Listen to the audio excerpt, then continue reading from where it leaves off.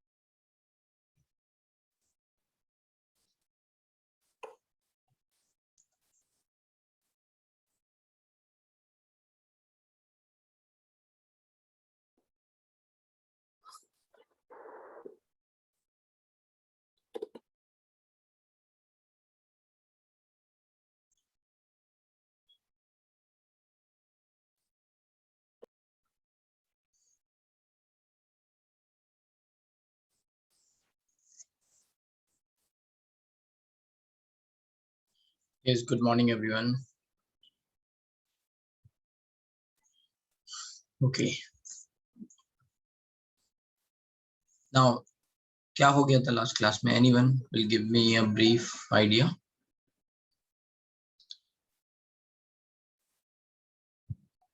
Planks quantum theory. Planck's quantum theory हो गई थी और कुछ क्वेश्चंस भी हमने कराए थे। Yes sir. ठीक है, good.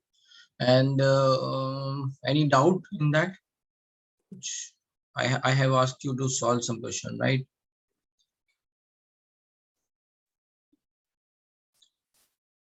बोला था ना? Yes, sir. Good.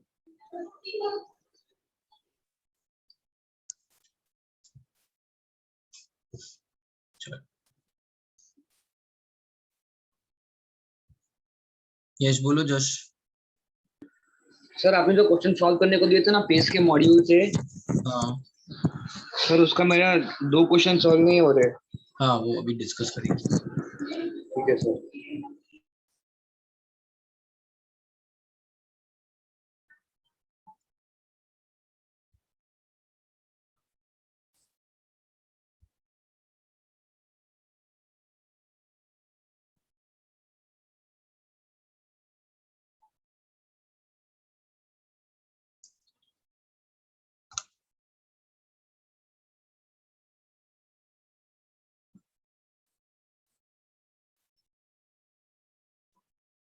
ओके, तो एक्सरसाइज सब्जेक्टिव में I think get equip to 15 तक आपको, sorry foundation builder question number 15 तक कोई डाउट नहीं होगा। उसमें हमने बस 15 तक ही क्वेश्चन कराए थे ना। Any doubt in that? First 15 में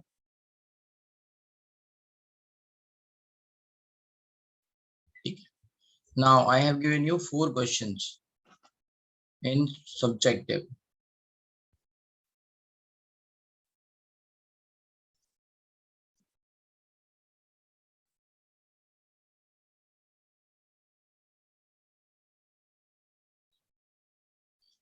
Okay, these are 4 questions. In these 4 questions, कौन सा वाला डाउट है जस्ट? आई थिंक तो 4th होगा शायद।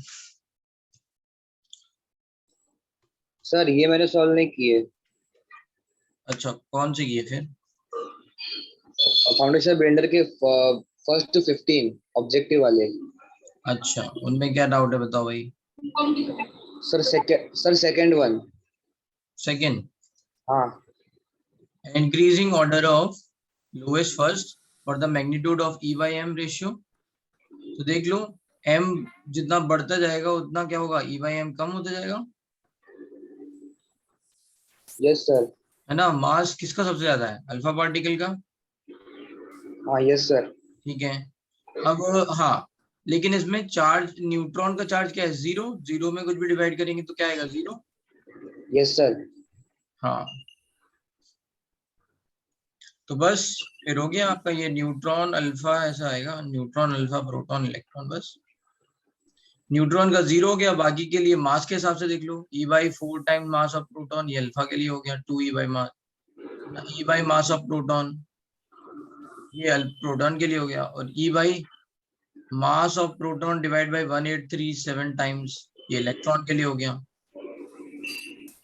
है ना। इलेक्ट्रॉन का मास क्या होता है? प्रोटॉन के मास का 1837 टाइम्स कम होता है ना। Yes sir. बस, तो यहाँ पे आ गया ई बाई 2 एम पी अल्फा के लिए, ये ई बाई एम पी, और ये 1837 times e by m p. कौन बढ़ रहा है? इस डायरेक्शन बढ़ रहा है, तो अल्फा फिर प्रोटॉन फिर इलेक्ट्रॉन। हाँ, और इधर न्यूट्रॉन 0। ठीक है, ये सब वैल्यूज 0 से तो बड़ी ही है ना, चाहे डेसिमल में कितनी छोटी क्यों ना हो, है ना। 0.000001 ये 0 से तो बड़ा ही है ना। Yes sir. बस यही, इसमें यही देखना था। Okay sir. ठीक है, Sir, I have a doubt in 14th sum. 14th क्या है? सर क्वेश्चन नंबर 12 में 14 तो क्लास में कराया क्वेश्चन है, टोटल एनर्जी दे रखा है, लास्ट क्लास में सॉल्व कराया है। टोटल एनर्जी दे रखा है, लेमडा दे रखा है, एन निकालना है, E total equals to N into H C by lambda. Solve कर लो, एच पता है, सी पता है, लेमडा पता है, एन नहीं निकलेगा। हाँ, नेक्स्ट सर क्वेश्चन 12 12 में क्या है? एक radio city broadcast frequency, kilohertz का मतलब क्या होता है? 5090 into 10⁻³ hertz. What is the wavelength of electromagnetic radiation emitted by transmitter? तो न्यू इक्वल्स टू क्या होता है? C by lambda.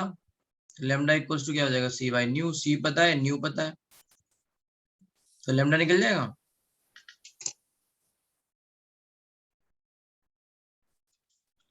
बस, और कोई डाउट? Sir, 15th sum नहीं आया था। 15 सम मैं ये बताया था कि भी क्लास में कराया था, लास्ट क्लास में क्वेश्चन। क्लास नोट्स नहीं लिखते हो क्या? ये एटॉमिक का कौन सा लेक्चर है अपना? कितने लेक्चर हो गए अभी तक?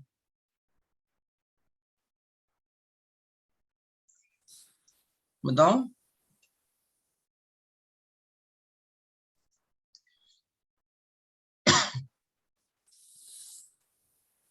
8th लेक्चर है ये?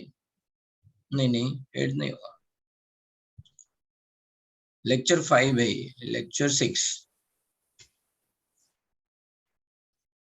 अरे मैं बता रहा हूँ, तुम लोग पढ़ नहीं रहे हो जितना पढ़ना चाहिए। पढ़ोगे नहीं फिर उसके बाद दिक्कत होगी बहुत। अभी तो लग रहा होगा सिलेबस कम है, अभी पूछो जो तुमसे पहले वाले बैचेस के बच्चे हैं, उनमें से कुछ बच्चे पढ़ नहीं रहे, उनके नंबर नहीं आए, तब उन्हें याद आता है अच्छा अब नंबर नहीं आए, अब तो पढ़ लेना चाहिए। सो डोंट फॉर दैट, ढंग से पढ़ो अच्छे से।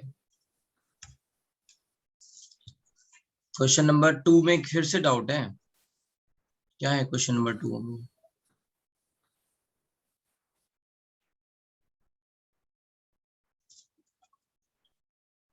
ये ई बाई एम रेशियो निकालना है ना। ई मतलब चार्ज, चार्ज कितना है, इलेक्ट्रॉन का चार्ज ई होता है, प्रोटॉन का भी ई होता है, न्यूट्रॉन का 0 होता है, अल्फा पार्टिकल का 2e होता है।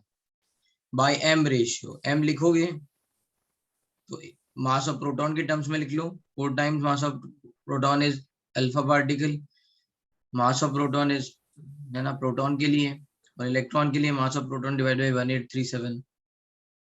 अब हो जाएगा। Question number 3, x2 minus has 56 electron. 2 minus का मतलब क्या होता है? इसने इलेक्ट्रॉन गेन किए या फिर रिमूव हुए इससे। जैसे मान लो कोई एक एक्स है, जैसे Cl है, Cl का एटॉमिक नंबर 17, तो 17 इलेक्ट्रॉन है। ये Cl माइनस हो गया तो कितने इलेक्ट्रॉन हो गए यहाँ? 18।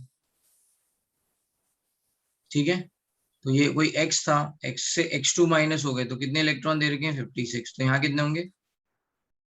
54। 54 में 2 ऐड होंगे तभी तो, है ना, 56 हुए। यहाँ 17 में 1 ऐड हुआ तभी तो 18 हुआ। ठीक है, चलो। Question 7, sir. 7 में देखो ये दे रखा है, in time period 2 second the following wave pattern is observe. तो देख लो, ये एक साइकिल कंप्लीट हो गई, फिर ये एक और साइकिल कंप्लीट हो गई 2, फिर ये 3, फिर ये 4, 4 साइकिल कंप्लीट हो रही है 2 सेकंड में। तो क्या हो गई फ्रीक्वेंसी?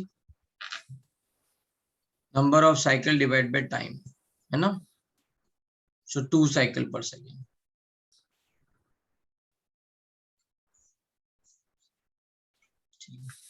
Any other doubt? 15 में क्या करना था? 15 में केवल इतना था कि ये डाई है मान लो, और इस पे कुछ लाइट गिर रही है 4500 एंगस्ट्रॉम की, और फिर कुछ लाइट इमिट हो जा रही है या रिफ्लेक्ट हो जा रही है, समझ लो 5000 एंगस्ट्रॉम वाली। ये कह रहे हैं जितनी लाइट एब्जॉर्ब हुई, E total absorb is number of photon absorb into HC by 4500 angstrom, HC by lambda. ठीक है, एंड जितनी एनर्जी इमिट हुई, number of photons emitted into HC by 5000, इनके बीच में रिलेशन दे रखा है कि 50% ही इमिट होती है। तो EE is nothing but 50% of EA। बस यहाँ डाल दो ये दो वैल्यू, राइट। तो ये हो जाएगा NE HC by 4500 equals to NA HC by 5000 into, ये तो EA हो गया 50/100 मतलब 1/2 आ रहा है। मैंने वेवलेंथ उल्टी तो नहीं लिख दी है? एक मिनट,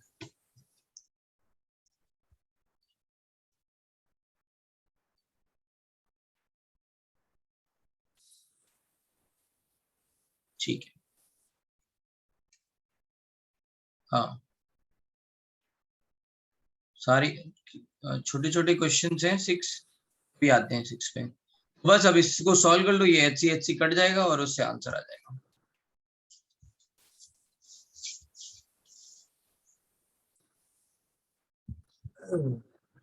ये मैंने थोड़ा इधर उल्टा लिखा है, ई इमिटेड, तो यहाँ पे आएगा 5000, ई इमिटेड HC by 5000 और ये 4500। बस इसको सॉल्व कर लो। Now you have to write NE by NA। क्या हो जाएगा, ये 5000 ऊपर चला जाएगा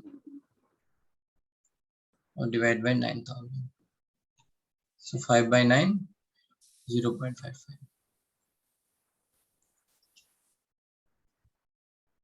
क्वेश्चन नंबर 6, मैंने बोला था चार्ज की प्रॉपर्टी बोली थी, charge is always multiple of charge of electron. सही है, चार्ज ऑफ इलेक्ट्रॉन कितना है 1.6, तो 1.6 का मल्टीपल ही बनेगा 1.6, 3.2, 4.8, 2.4 नहीं आएगा। समझ में आ गया ये, इसने पूछा था। कोई डाउट है अब 15 तक, और कोई डाउट, आगे बढ़ रहे हैं।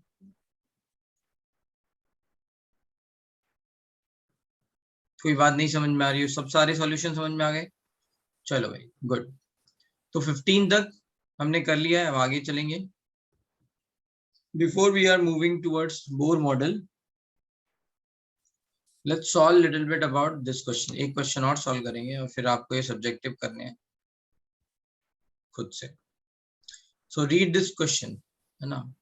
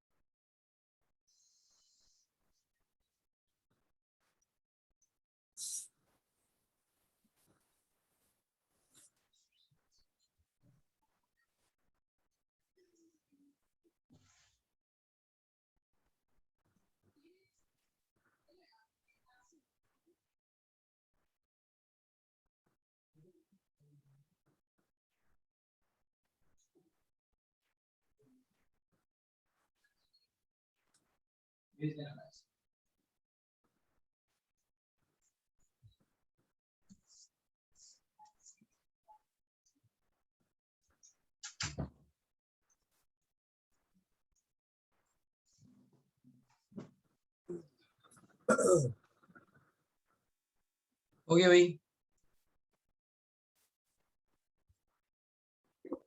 समझ में आ गया क्या क्या कह रहे हैं, कुछ समझाएगा मुझे।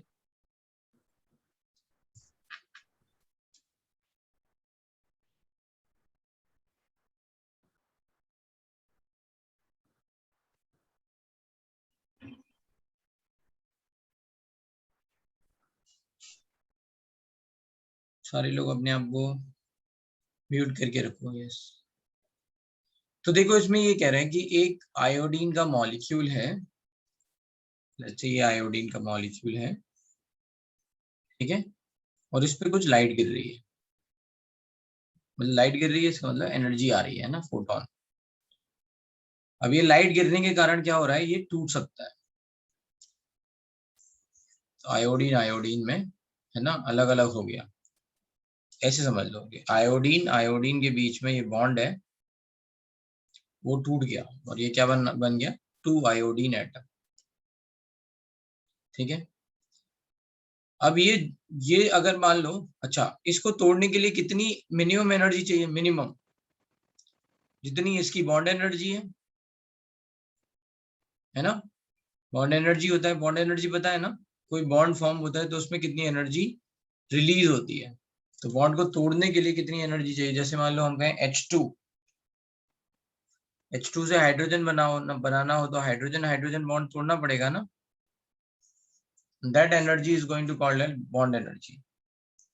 तो भाई इसको अगर तोड़ना है तो फिर क्या चाहिए हमें, बॉन्ड एनर्जी चाहिए। अगर मान लो बॉन्ड एनर्जी से ज्यादा एनर्जी दे दी तो तो जो एक्सेस एनर्जी है वो काइनेटिक एनर्जी में कन्वर्ट हो जाएगी। ये सारे है ना एटम फिर मूव भी करेंगे, राइट। अभी क्या है, केवल बॉन्ड एनर्जी दी तो केवल बॉन्ड टूटेगा, उससे ज्यादा दी तो काइनेटिक एनर्जी में कन्वर्ट हो जाएगी। ये बात समझ में आ गई। इस क्वेश्चन में लगना यह है total incident energy is equal to bond energy plus kinetic, है ना, काइनेटिक एनर्जी टोटल। ठीक है, क्या लिखा हुआ है, iodine molecule dissociate into atoms after absorbing this much light. तो ये इंसिडेंट एनर्जी है। If one quantum means one photon of radiation is absorbed by each molecule, calculate the kinetic energy of one iodine atom and bond energy दे रखा है। तो अभी तक मैंने आपको ये बताया है या नहीं मुझे नहीं पता, कि नहीं तो ये लिख लो, 1 electron volt is equal to 1.6 into 10⁻⁻19 joule and 1 electron volt, let's say, per atom is equals to 96 kilojoule per mole।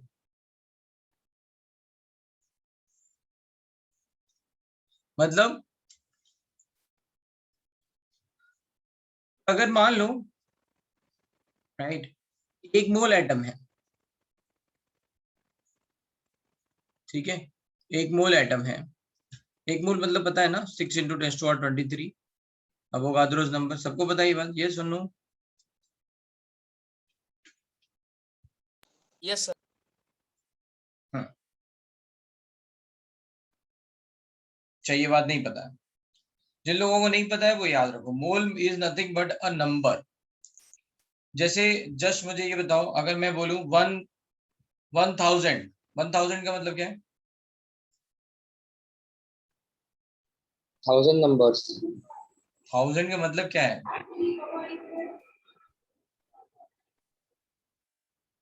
1000 का मतलब है 10⁻3।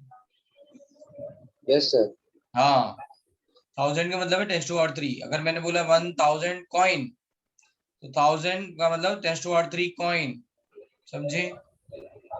Yes, तो sir. 1000 is a number, similarly mole is a number.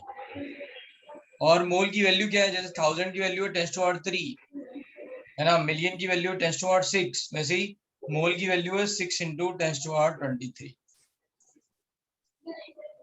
Sir ये value fix है? हाँ, ये approximate value है, exact value है 6.022 into 10⁻23। इसको रहने देते हैं, इस पे फोकस करें, ठीक है? Okay sir. Yes sir. Okay, अब ये बात समझ में आ गई? जिनको नहीं पता है लिख लो अपनी कॉपी में, 1 मोल equals to 6 into 10⁻23।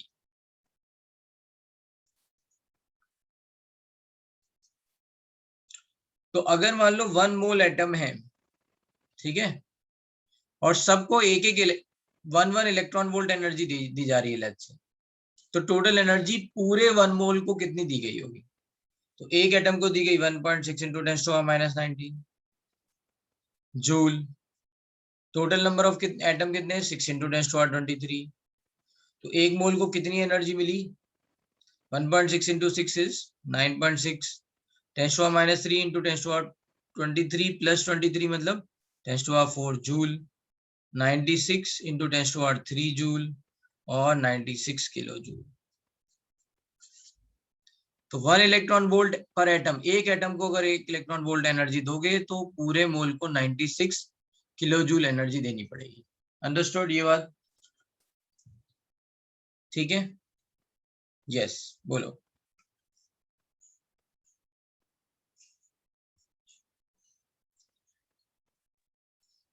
Sir hmm, sir थोड़ा नेट इशू हुआ था तो ऊपर कुछ लिखा है क्या? नहीं अभी तो समझा रहे हैं, अभी कुछ लिखा नहीं है, बस इतना ही लिखा है। सर ये वापस समझाओ ना जो अभी आपने इरेज किया था। मैंने कहा कि एक एटम को अगर एनर्जी दी 1.6 into 10⁻19, मान लो एक एटम को दी, है ना, तो एक मोल को दी होगी एनर्जी कितनी हो जाएगी? 1.6 into 10⁻19 into 6 into 10⁻23।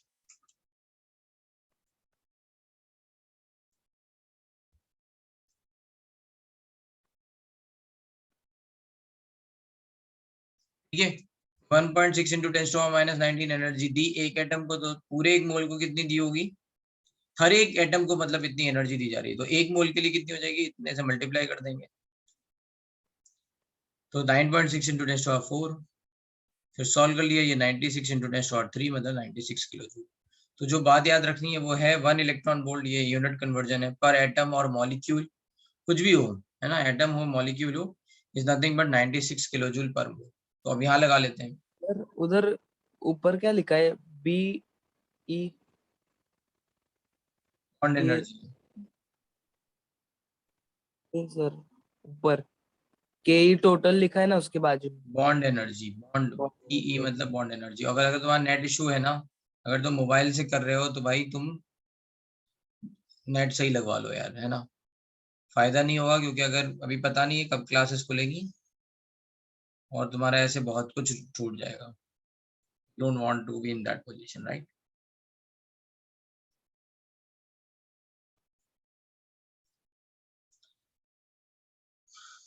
कितने लोग मोबाइल से अच्छा देख रहे हैं? केवल मोबाइल, मोबाइल वाले कौन से हैं? कितने लोग हैं बताओ, हाथ उठाओ। मतलब मोबाइल का मतलब मोबाइल के डेटा से, वैसे तो देख तो मोबाइल पे ही रहोगे, लेकिन मोबाइल के डेटा से चल रहा है जिसका जिनका।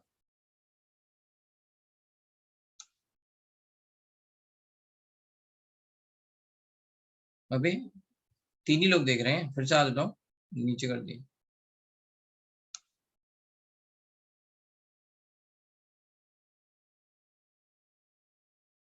ठीक है, 4-5 लोग ही हैं, बाकी सबके घर में डेडिकेटेड वाईफाई है, राइट? ठीक है, तो वाईफाई लगवा लो भाई, आसान रहेगा।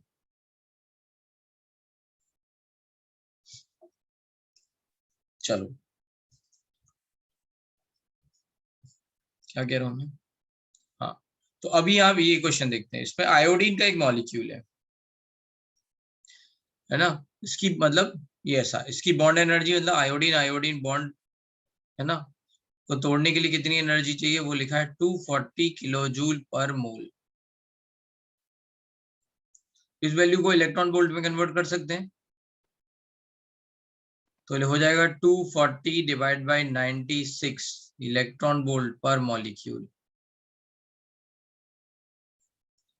ठीक है, ये वैल्यू आप सॉल्व कर लेना 48 के हिसाब से, 48 इंटू 5, तो ये गया 120, तो कट गया, ये गया, ये आया 2.5 इलेक्ट्रॉन वोल्ट।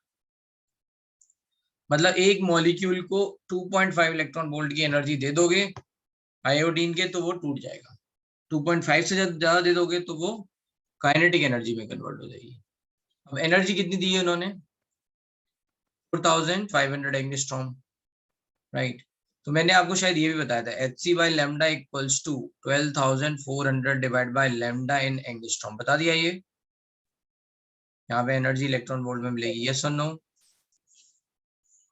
Yes sir. हाँ, तो बस अब यहाँ पे लिख लो 12,400 अप्रोक्सीमेटली डिवाइड बाय 4,500, इसको सॉल्व कर लेना, तो इससे जो भी वैल्यू आएगी वो, है ना, इसको 3 से लगभग 3 से कट कर देते हैं, या 15 से कट कर देते हैं, 15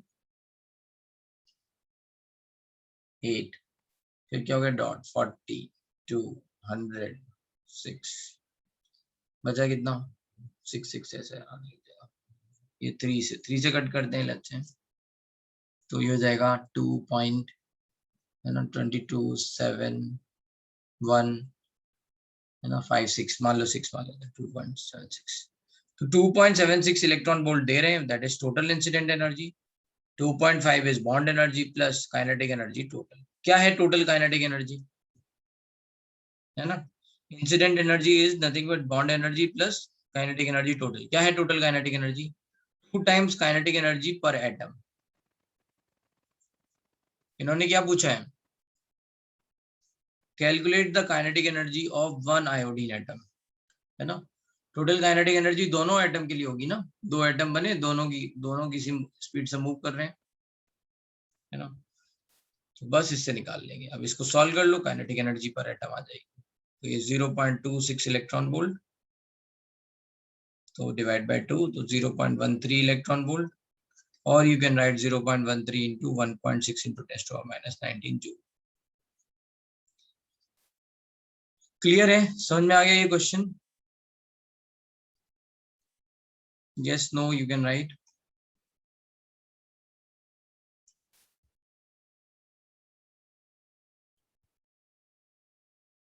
फिर से देख लो भाई, यहाँ पे हम क्या निकाल रहे हैं? बॉन्ड एनर्जी को पहले इलेक्ट्रॉन वोल्ट में कन्वर्ट कर लिया, एनर्जी जो इंसिडेंट है उसका फॉर्मूला है hc by lambda, है ना? ये इससे निकाल लिया कितने इलेक्ट्रॉन वोल्ट एनर्जी गिर रही है, and then you just have calculated kinetic energy. ठीक है, चलते हैं अब आगे। सर एक मिनट नोट कर रहे हैं।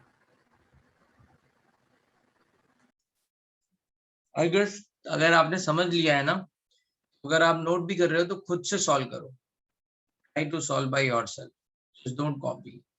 तो आपकी लर्निंग फास्ट होगी, टाइम बचेगा।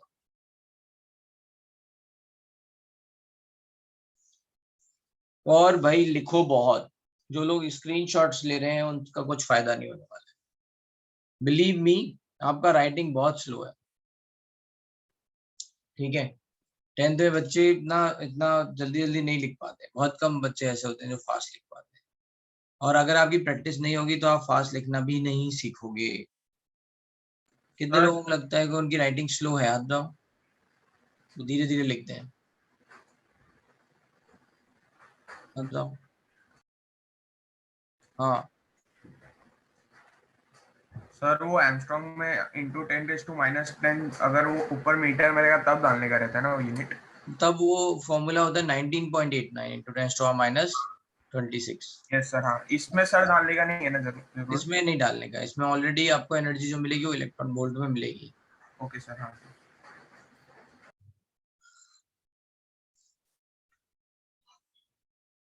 तो देखो, मोल जो है एक नंबर है, चाहे आप मॉलिक्यूल लो चाहे एटम लो, वो एक नंबर है। जैसे मैंने बोलूं 1000 एटम बोलूं, 1000 एटम के बारे में बात हो रही है, 10⁻³ एटम। 1000 मॉलिक्यूल बोलूं तो 1000 मॉलिक्यूल के बारे में बात हो रही है। I2 क्या है? मॉलिक्यूल है, तो मॉलिक्यूल के लिए आ गया। कोई एटमिक स्पीसीज होती, केवल एटम होती तो एटम रहता। फॉलोइंग माय पॉइंट, मैं जो कह रहा हूँ समझ में आया? मोल जो है वो एक नंबर है, बस नहीं याद रखना।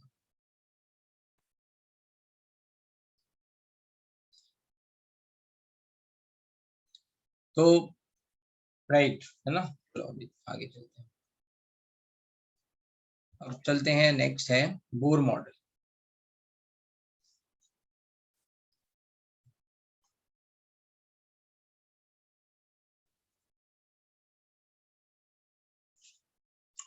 बोर मॉडल किसके लिए अप्लीकेबल है? Unielectronic species, applicable only for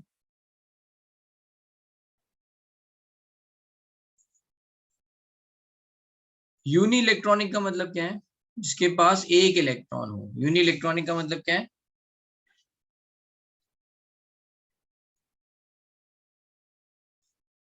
uni means one, having one electron. जैसे example, hydrogen, hydrogen atom, helium plus ion. Helium में कितने इलेक्ट्रॉन होते हैं? 2, हमने एक निकाल लिया, तो बचा कितना? 1 इलेक्ट्रॉन। तो ऐसे ही लिथियम में कितने होते हैं? 3, क्या किया हमने? 2 निकाल लिए। बेरिलियम में 4, क्या किया? 3 निकाल लिए, तो बचा क्या? 1। ऐसे समझ में आया? एटसेट्रा, ऐसे कोई भी हो सकता है। So it is applicable only for unielectronic species. तो हम सबको ये बात बताया कि रदरफोर्ड की बात गलत हो गई थी, रदरफोर्ड नहीं बता पाए इलेक्ट्रॉन की पोजीशन क्या है। तो बोर हैज फाइंड आउट, है ना? बोर और रदरफोर्ड ने साथ में काम किया है। ठीक है, तो राइट, तो बोर हैज गिवन कि मतलब कहाँ पे इलेक्ट्रॉन की पोजीशन होगी, है ना? So for that he assumed, let's say electrons are doing a circular motion around nucleus.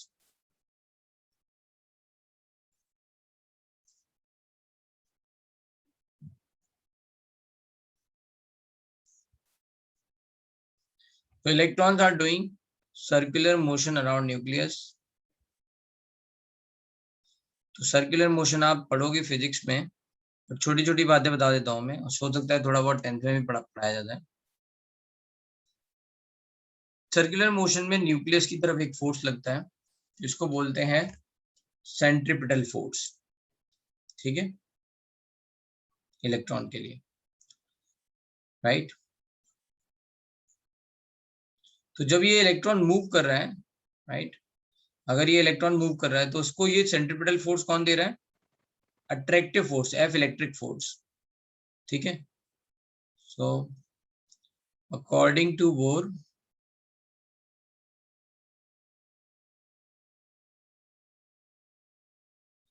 electron will move first. Let's say postulate. Let's say we can write postulate of Bohr.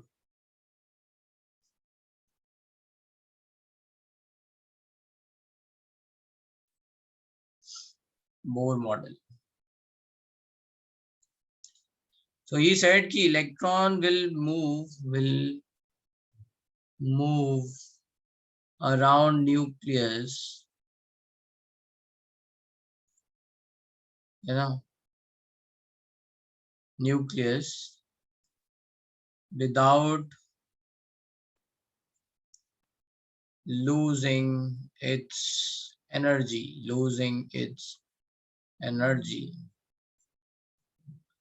without losing its energy.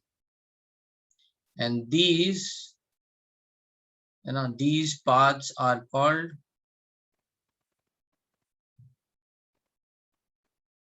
these paths, or you can say these orbits are called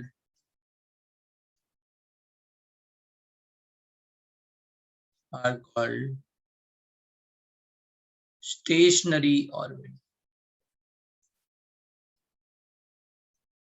ठीक है।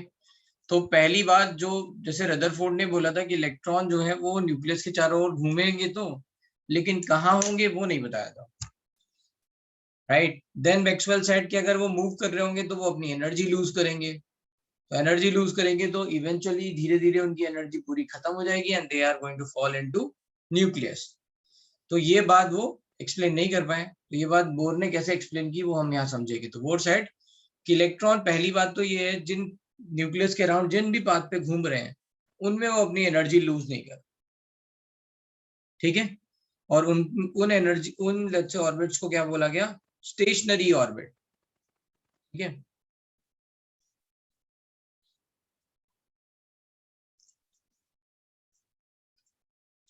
In these orbits, in these stationary orbit,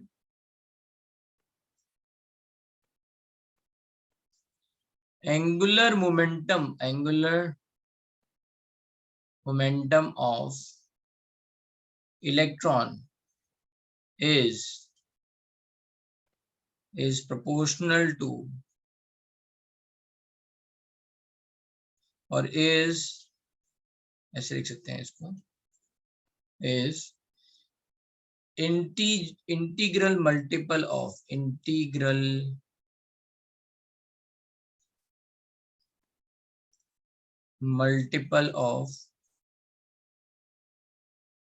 h by 2 pi।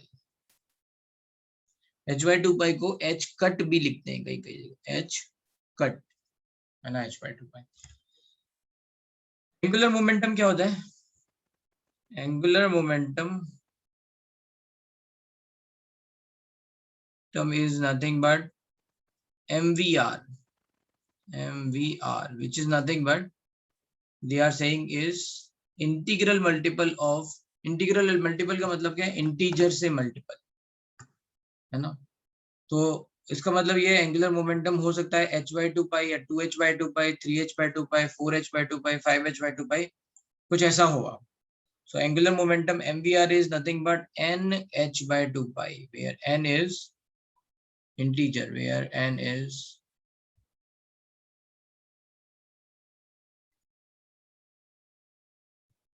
ठीक है। तो अब यहाँ से एक बात निकल के आई, अगर n की वैल्यू 1 होगी तो ये फर्स्ट ऑर्बिट है ना, इज कॉल्ड k शेल, तो ये आपने पढ़ा होगा। n की वैल्यू 2 होगी तो एल शेल, एन की वैल्यू 3 आई तो एम शेल। इस तरह से पता चला कि कौन कौन से शेल है ना। एन की वैल्यू 4 आई तो के एल एम एन ऐसे एन शेल।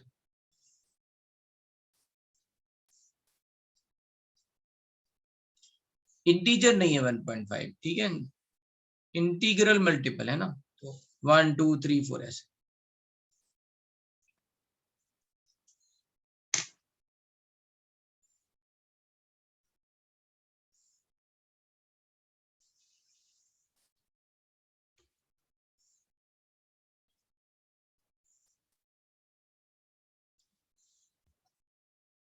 कोई डाउट यहां तक?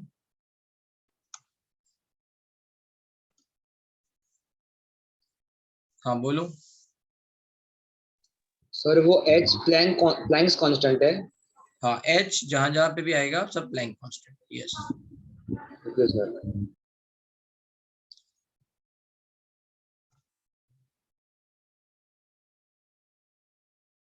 ठीक है, अब इसके बाद थर्ड पॉइंट ऑल्सो सेट जो है ना, electrical force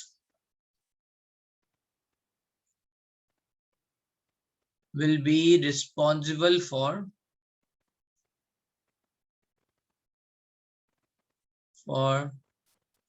will be or responsible for providing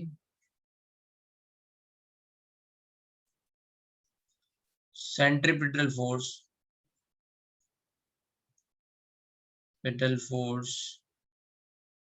towards nucleus, and hence electron will be in circular motion.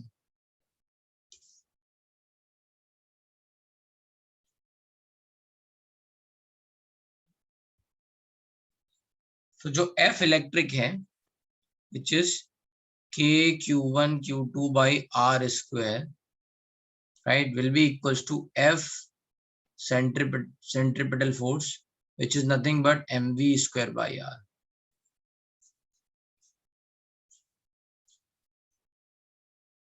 ठीक है, F electric which is K Q1 Q2 by R square is nothing but FC centripetal force mv square by R. तो जिन लोगों को circular motion के फॉर्मूले याद नहीं है कोई बात नहीं, आपको ये याद रखना है।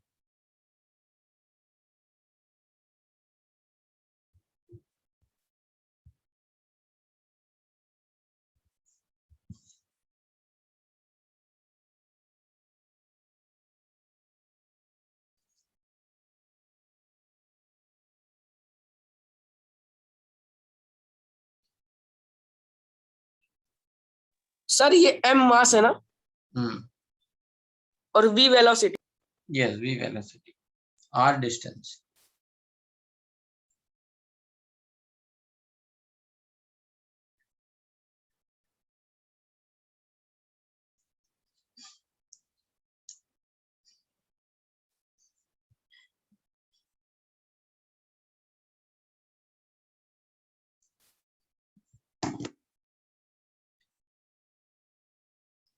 Yes, r is distance from nucleus, right। यहाँ देख लेते हैं, लेट्स से ये सर्कुलर मोशन कर रहे हैं इलेक्ट्रॉन, तो ये r हो जाएगी, this is the radius of orbit है ना। r क्या हो जाएगी, distance between nucleus and electron, और यू कैन से है ना रेडियस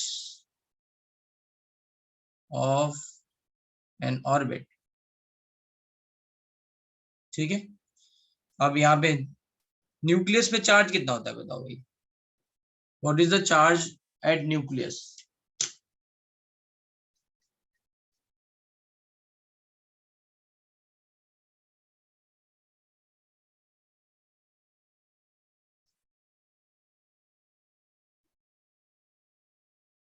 पॉजिटिव होता है, बट कितना होता है, कितना, हाउ मच?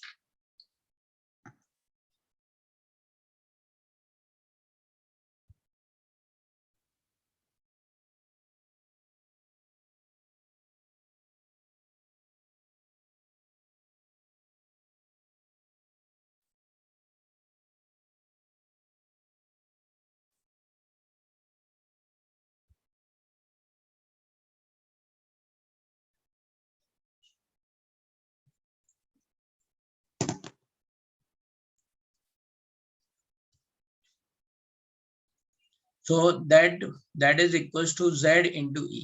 कितना होता है? Z into E, number of proton that is Z and charge of proton that is E. और यहाँ पे चार्ज कितना है? E. Charge of electron is E. तो बस F electric is going to be KZE into E by R square. But directly we can write KZ E into E, ZE square by R square equals to MV square by R. M is mass of electron and V is velocity of electron.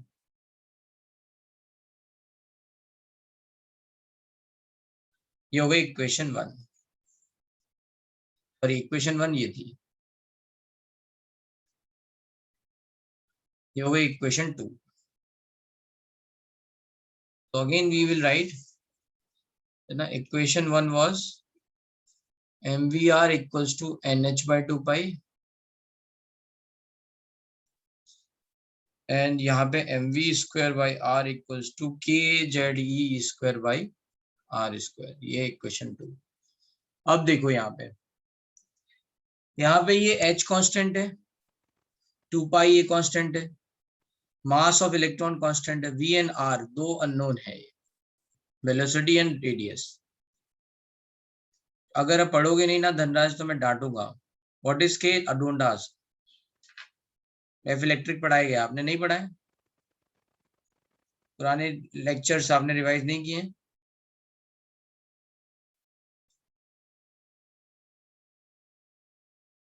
किए या नहीं किए? तो नहीं पता है के क्या होता है? सर मैंने नहीं पूछा. धनराज बोल रहा हूँ मैं. धनराज है तुम्हारा नाम? नहीं सर, जश. फिर तुमने हाथ उठाया ना, अपना डाउट पूछो. अब बोलो. ठीक है. अब दो इक्वेशन में ये दो अननोन है. सिमिलरली यहाँ पे देख लो, V एंड R अननोन है, K कांस्टेंट है, चार्ज कांस्टेंट है, राइट. तो ये वैल्यू बस यहाँ पे अननोन है. ठीक है. तो अब दो इक्वेशन दो अननोन है, तो क्या करें? एक से निकाल लें. तो from equation 1 we can write V equals to let's say NH by M into R. लिख सकते हैं ये. Let's put the value over here. तो हम क्या लिख सकते हैं यहाँ से? M by R V square मतलब N by H M R का whole square equals to KZE square by R square. Hence क्या हो गया ये? यहाँ से N square H square divide by M square R square into M divide by R equals to KZE square by R square. R square से R square cut गया, M से M cut गया. अब R इक्वल्स टू क्या होगा? तो R को इधर ले जाओ, KZE स्क्वायर इधर आ जाएगा. हो जाएगा R equals to N square H square divide by, है ना, M इंटू M बचा ना, एक पावर कट गई. ठीक है. तो ये पावर कटने का मतलब ये नहीं कि मैंने दो कट कर दिया, मैं बस इतना लिख रहा हूँ कि ये 2 - 1 हो गया तो M ही बचा, इसलिए ऐसे कट कर दिया. ठीक है. नहीं तो आप जैसे आप कट करते हो वैसे कट कर लेना. ठीक है. तो ये R इधर आया तो ये आया KZE square.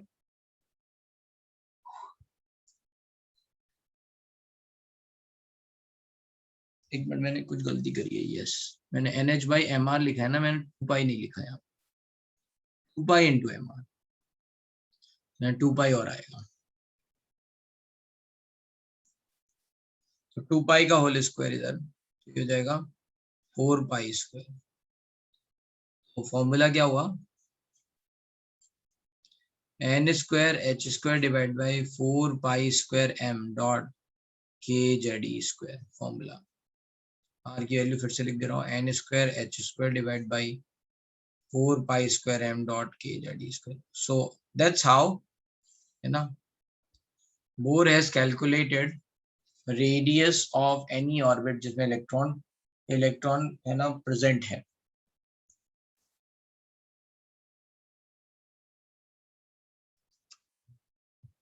Now if you are going to put all the values, h की value 4 pi square m, k is 9 into 10 to the power 9, e charge of electron 1.6 into 10 to the power 19 minus 19, तो ये value आती है 0.529, ठीक है इतना। अब क्या क्या बचा यहाँ पे, n और z बचा into n square by z, जो भी ऑर्बिट होगा उसके हिसाब से n की वैल्यू डाल देंगे। फर्स्ट ऑर्बिट है तो 1, सेकंड ऑर्बिट है तो 2, है ना, एंड z जो भी एलिमेंट होगा, जैसे हाइड्रोजन है तो 1, हीलियम प्लस आयन है तो 2 डाल देंगे, तो ये वैल्यू आ जाएगी एंगस्ट्रॉम। और यू कैन राइट r की value, r equals to 0.529 n into 10 to the power minus 10 into n square by z metre, ठीक है। 1 angstrom is nothing but 10 to the power minus 10 metre. तो formula के हिसाब से value आ गई, तो ये वैल्यू याद रखनी है। What is the value, again I will write 0.529 n square by z angstrom. कोई डाउट यहाँ तक किसी को? सर वो ऊपर का लिखना है एकदम थोड़ा सा। लिख लो इसको।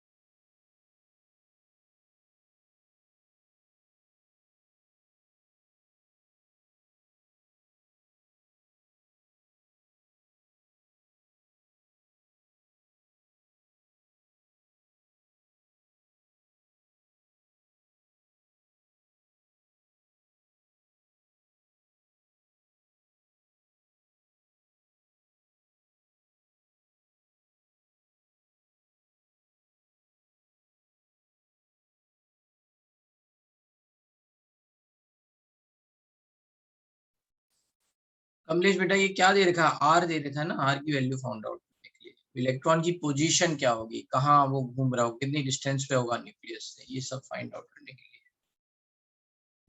जो रदरफोर्ड नहीं पता। Radius of electron find out करने के लिए। सर ये radius of electron find out करने के लिए है ना? रेडियस ऑफ इलेक्ट्रॉन कैसे हो सकता है, इलेक्ट्रॉन तो छोटा सा है, उसकी रेडियस थोड़ी ना है, रेडियस ऑफ दैट ऑर्बिट जिस पे इलेक्ट्रॉन मूव कर रहा है। Okay sir.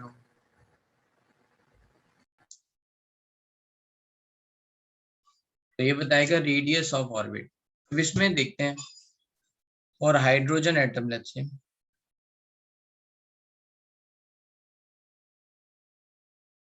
For hydrogen atom z की वैल्यू हो गई 1 and let's say radius of first orbit, radius of first orbit क्या हो जाएगा,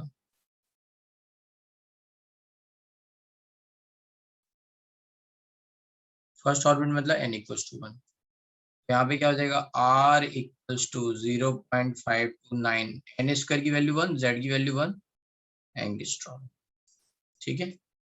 तो ये वैल्यू जो है ना, ये कांस्टेंट वैल्यू मान लो, इसको मान लो r0, ठीक है, which is equals to, let's say we are saying r0, hence the formula is, hence ठीक है, इतनी बात समझ में आ रही है। पहले तो ये let's say इस वैल्यू को 0.529 एंगस्ट्रॉम को मान लो r0, तो रिप्रेजेंटेशन में आसानी हो जाएगी। तो r equals to r0 into N square by Z लिख सकते हैं। यहाँ पे ये r जो है वो कांस्टेंट वैल्यू है, ठीक है। और इसको थोड़ा और प्रिसाइज करने के लिए लिख देते हैं आर एन। nth ऑर्बिट की radius is nothing but, subscript में लिखा हुआ है आर एन, इसका मतलब क्या है बताएगा, r1 r2 r3।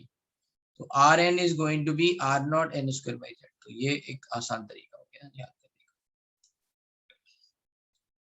ये हो गया रेडियस ऑफ nth ऑर्बिट।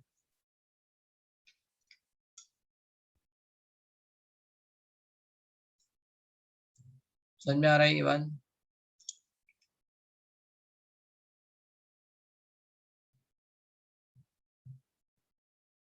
ये बात समझ में आ रही है या नहीं? क्या किया हमने, इस फॉर्मूले में 0.529 एंगस्ट्रॉम को r0 लिख दिया, ठीक है। जब भी कभी हमें वैल्यू लिखनी होगी तब 0.529 लिख देंगे। कभी कभी रेशियो भी चाहिए होता है, या फिर एक अरेंजमेंट देखना होता है, ऑर्डर देखना होता है, ठीक है। तो फिर r0 के टर्म्स में दिख जाएगा। ये कैलकुलेशन से आप कंफ्यूज नहीं हो। तो r इक्वल टू ये है, तो आर एन का मतलब यहाँ हो जाएगा nth ऑर्बिट का रेडियस। तो बस ये रिप्रेजेंटेशन ऐसे हमने कर दिया, और बेटर हो गया रिप्रेजेंटेशन। अब जैसे अगर मान लो देखा जाए ध्यान से, तो यहाँ पे ये बोल सकते हो hence R N is actually में proportional to N square. R naught तो कांस्टेंट है, तो ये एन स्क्वायर के प्रोपोर्शनल है। तो बताओ अगर मैं पूछूं कि ये मान लो कई सारे ऑर्बिट हैं, फर्स्ट सेकंड थर्ड ऐसे करके, इनमें से किन दो ऑर्बिट के बीच की डिस्टेंस मैक्सिमम होगी। मान लो ये n इक्वल्स टू 1 है, ये 2 है, 3 है, ये 4 है। कौन से वाले के बीच की डिस्टेंस मैक्सिमम होगी?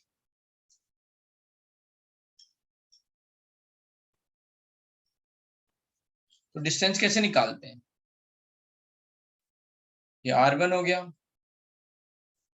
है ना, ये r2 हो गया, तो r2 माइनस r1, इसके बीच की डिस्टेंस हो जाएगी। r3 minus r1, r3 minus r2, इसके बीच की डिस्टेंस हो जाएगी, है ना ऐसे। तो किन दो कॉन्जिक्यूटिव सेल्स के बीच की डिस्टेंस सबसे ज्यादा होगी? 3 and 4, है ना, यही तो समझाया। R N is proportional to N square. जैसे जैसे एन बढ़ेगा, है ना, इनके बीच की डिस्टेंस बढ़ जाएगी, है ना। आ रही बात समझ में? अरे यस नो कुछ तो बोलो। Yes sir. Yes sir. ठीक है।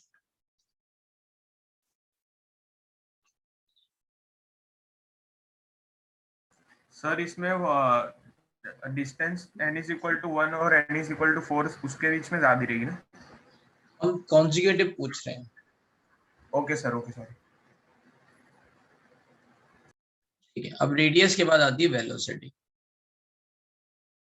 Velocity formula, velocity formula, since हमें r का फॉर्मूला पता है, which is we already know n square h square divided by 4 pi square m dot k z e square, और v पता है हमें, v is nothing but n h by 2 pi into mr। तो v की value क्या हो जाएगी, hence v equals to n h by 2 pi m into r। r की वैल्यू क्या है, n square h square divided by 4 pi square m dot k z e square। क्या होगा, ये ऊपर चला जाएगा सबसे ऊपर, ठीक है। And then you can cancel out something also. Let's say m से m कट गया,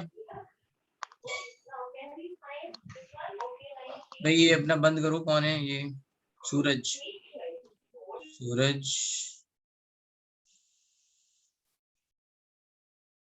ओके, 2 पाई से 4 पाई कट गया, बचा क्या 2 पाई, ये ऊपर चला जाएगा, और ये एन एच से भी कट जाएगा, है ना, ये सब एन स्क्वायर एच स्क्वायर, तो बचेगा क्या, एन एच, राइट। इसको कट कर देंगे, इससे क्या आया ये answer, K Z E square into 2 pi divide by N into H. अब यहाँ पे भी ये कांस्टेंट वैल्यूज हैं, के ई 2 पाई एच, तो इनको हम निकाल लेंगे। तो वी वेलोसिटी की वैल्यू आती है V is approximately 2.18 into 10⁻⁶ into Z by N meter per second.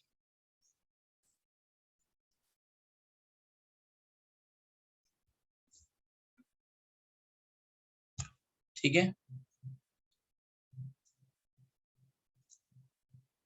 ये वेलोसिटी हो गई. Now here you can see electron is moving very fast, right? 10⁻⁶. और लाइट, स्पीड ऑफ लाइट क्या है? 10⁸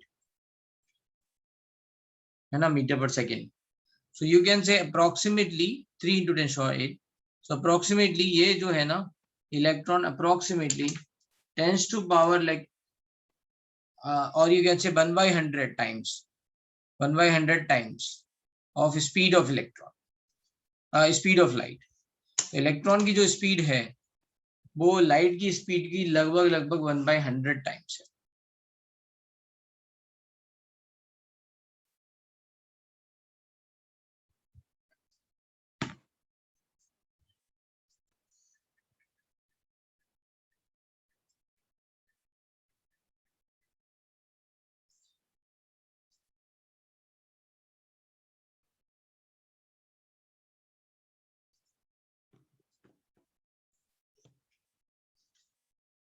कोई डाउट यहाँ पे? ये वैल्यूज आप खुद रख के देख लेना, ठीक है. कैलकुलेटर यूज कर लेना चाहे तो 9 into 10⁻⁹ लिख लिया, 1.6 into 10⁻⁻19 का होल स्क्वायर लिख लिया, 2 पाई लिखा, 6.63 into 10⁻⁻34 लिखा, इससे ठीक है. स्पीड ऑफ लाइट सबसे ज्यादा है. हाँ, स्पीड ऑफ लाइट से ज्यादा कुछ नहीं है.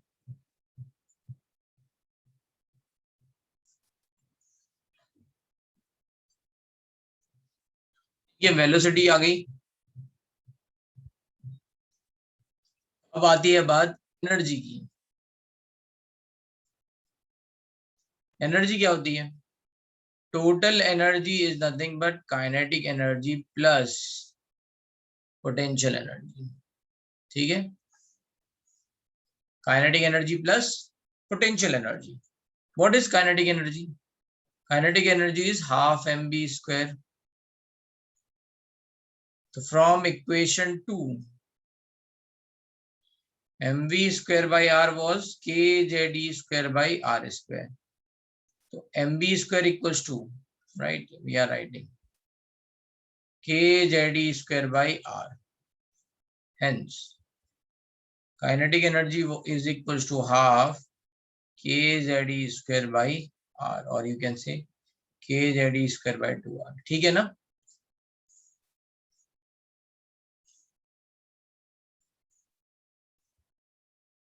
इक्वेशन 2 ये देखा था ना, सर्कुलर मोशन में F centripetal force is equal to F electric.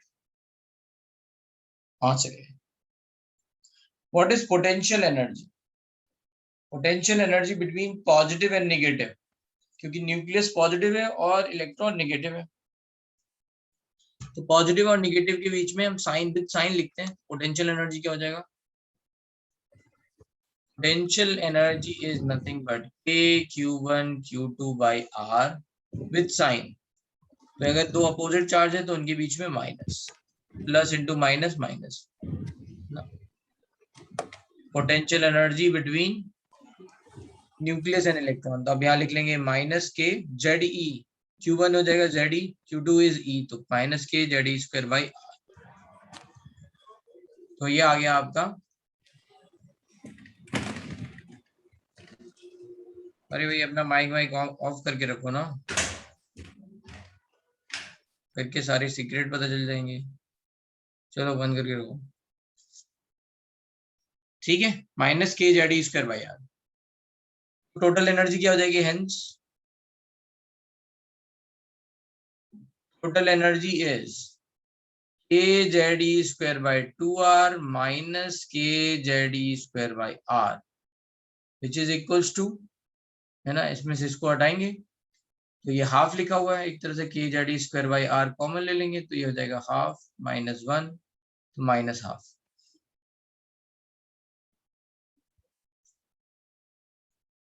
Hence क्या निकल गया है, total energy is minus K Z E square by 2r which is negative. Electron की एनर्जी इन nth ऑर्बिट, ठीक है, which is also equals to minus of kinetic energy which is also equals to potential energy divide by 2।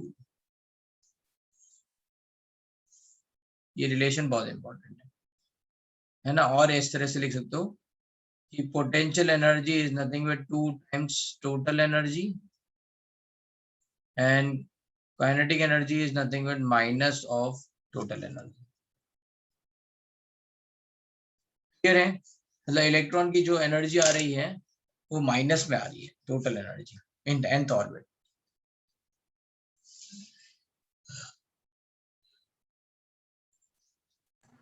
Sir ये आपने जो second last step में लिखा ना वो एक बार वापस बताओ ना। टोटल एनर्जी क्या होती है, kinetic energy plus potential energy. Kinetic energy और पोटेंशियल एनर्जी की वैल्यू डाल दी तो उससे क्या आया, minus half K Z E square by R, या फिर minus K Z E square by 2r है ना, 2 इंटू आर, ये ऐसे मल्टीप्लाई होगा। के Z E square by 2r क्या है, काइनेटिक एनर्जी। के Z E square by 2r क्या है, काइनेटिक एनर्जी। माइनस एक्स्ट्रा लिखा है तो we have written minus kinetic and K Z E square by 2 क्या, minus K Z E square by R क्या है, पोटेंशियल एनर्जी। यहाँ 2 का फैक्टर और है तो पोटेंशियल एनर्जी डिवाइड बाय 2। बस ये रिलेशन हो गया,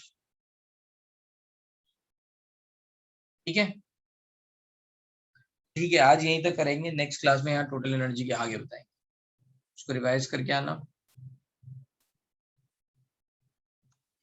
सर इसका भी कोई ऐसा ये है क्या फॉर्मूला, मतलब नंबर में जैसे वेलोसिटी करेंगे का 2.18 है और है करेंगे, ठीक है। चलो, कोई और डाउट? बोलो Hitesh. Hello sir. Hmm, sir मुझे लेक्चर की लिंक चाहिए थी। लिंक तो लेक्चर के लिए आप क्या करो कि YouTube में सर्च करना Shivam Tiwari chemistry. Yes sir. क्या सर्च करोगे? शिवम तिवारी सर। केमिस्ट्री पूरा सर्च करना, शिवम तिवारी तो बहुत होंगे, है ना। Yes sir. Okay, yes sir. और आपको मिल जाएगी, नहीं तो आप मुझे मैसेज भेज दो, मैं आपको लिंक भेज दूंगा। जिन लोगों के पास लिंक नहीं है वो ये बात याद रख लें कि आपको क्या करना है। मैंने एक वैसे प्लेलिस्ट भी बना रखी है, एक minute, let me wait 1 second.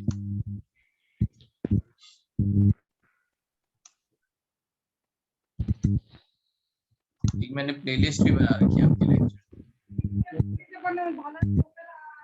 Sir playlist. एक मिनट, क्या कह रहे हो बेटा? हेलो, आपकी आवाज नहीं आ रही बेटा। हाँ सर, प्लेलिस्ट का नाम सर। हाँ, मैं वो शेयर कर रहा हूँ, I am sharing in the chat. तो भाई जिन लोगों को नहीं पता है, मैं यहाँ पे शेयर कर रहा हूँ लिंक, चैट में वो देख लें, उस लिंक पे क्लिक करना है, ठीक है। ठीक है, और ये चैनल को बुकमार्क कर लो, सब्सक्राइब कर लो, व्हाटएवर यू वांट, ठीक है।